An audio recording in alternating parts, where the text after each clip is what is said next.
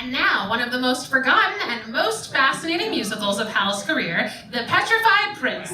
Not actually autobiographical, I know, it sounds like it is. The Petrified Prince is the rare Prince musical that also, like Diamonds, did not receive a cast album, which is part of the reason that it's not well known. The 1984 musical premiered off-Broadway at the Public Theater with a score by Michael John LaChiusa, who had just broken onto the scene with Hello Again on First Lady Suite. The ensemble cast was truly a Mary Poppins grab bag of greatness, including Lonnie Ackerman, Gabe Barry, Candy Buckley, Marilyn Cooper, Timothy Jerome, Casey Nicola, Jane White. The two young leads were Prince's daughter Daisy and her future husband Alexander. They met during the production, fun fact. Jason Robert Brown was the musical director and arranger and loves when I ask him for Petrified Prince stories every time I see him. And an early career Rob Marshall was choreographer. The Petrified Prince was essentially a Broadway musical using off-Broadway as a tryout space. The show was large by off-Broadway standards, costing more than $1 million and was underwritten by Garth Drabinsky. Variety called it a combination of The Who's Tommy, Hamlet, A Little Night Music, and Pirates of Penzance. Don't you want to see that? I know I do. The show was part operetta, part satire, and part fairy tale about the affairs of church and state. It took place in a mythical kingdom in 1807, ruled by Queen Katerina, a former whore, and her son, Prince Samson, who had been petrified into helplessness since his father, the king, was murdered. His mother actually murdered his father by having crazy sex with him, but not to worry, his actual father was not the king, but a tutor who his mother murdered in the same fashion. An S&M Punch and Judy puppet show was used to show the audience the type of sex that killed the king.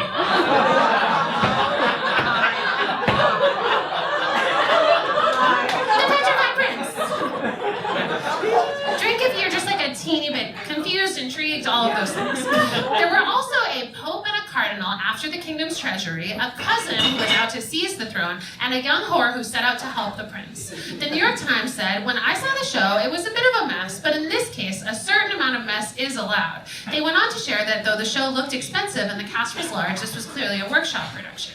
The Times wrote, I might suggest that the Petrified Prince be dumped into the Hudson, but then I might have said the same thing if I'd seen the workshop production of Kiss of the Spider-Woman.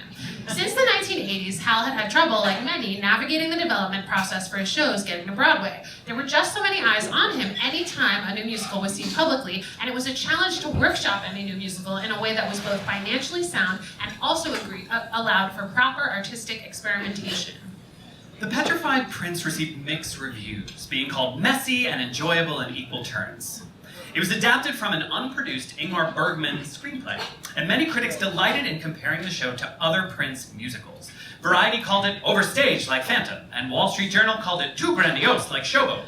The Village Voice wrote that just like in Company and Follies, a musical could not successfully follow an affectless central character. Journalists wanted to criticize Prince's hits at the same time as they criticized his brand new musical. Those were all gigantic hits. There he is, looking for a break, our man. Oh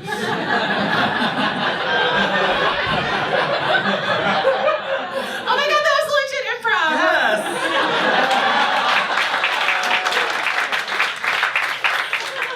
The Petrified Prince was a huge and risky undertaking. It was a pioneer production in terms of utilizing off-Broadway institutions to try out new musicals, marrying the commercial and nonprofit theaters. Newsday noted, someone will probably see a relationship between the plot and the ongoing bloody rituals in George C. Wolfe's ascension to Joe Papp's throne. Who would not want to watch Ryan Murphy's take on the Petrified Prince? I did. As the Petrified Prince sings, and the other Prince is showing, movement may be painful, but it can also mean life.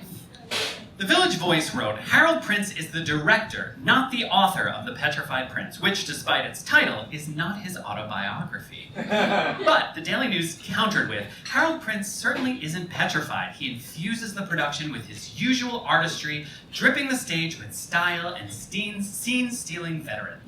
The New Yorker said, Prince Samson, who spends most of the evening in a wheelchair, is half Hamlet and half Sondheim. He can't move, he can't feel, he can't act. The Punch and Judy style puppet show was not the only puppet in the production. Backstage noted, there's a delightful scene on a barge that has the heroine, Elise, Daisy Prince in a charming performance, singing to animals animated by Jim Henson Productions.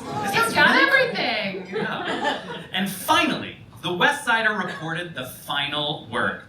Harold Prince has brought every inch of his considerable genius to bear in staging the Petrified Prince. The staging is wonderful, as is Mr. LaChiusa's music. Clearly, with Garth Drabinsky involved, the intention was to take the show to a commercial venue. This won't happen now, as the all-important reviews were not favorable. So if you want to see it, you'll have to get down to Astor Place before it closes. I don't think you'll regret it, as there's much to enjoy here. Here to sing from the Petrified Prince, Vaibu, Mohan.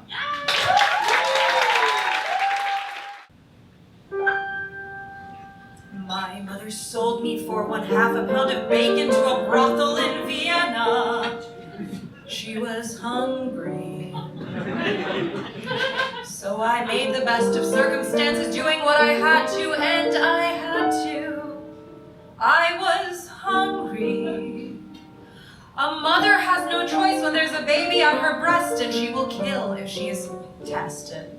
If she's hungry, if her child is hungry.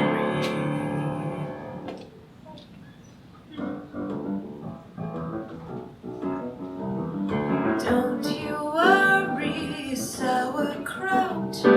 Moti is here to help you out. Maybe now at last you'll see you can't get along without me. We've got bullies, precious pup. Moti will eat those bullies up. I will act maternally. You can't get along without me. So I've not been huggy, kissy, mushy. Here's a chance to prove a mother's love.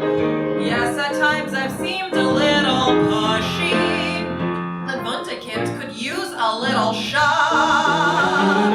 When you leave this cozy nest, Muti will do what does you best. If you ask, I'll let you leave.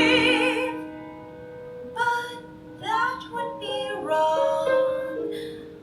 Little birdie's wings aren't strong. Until you find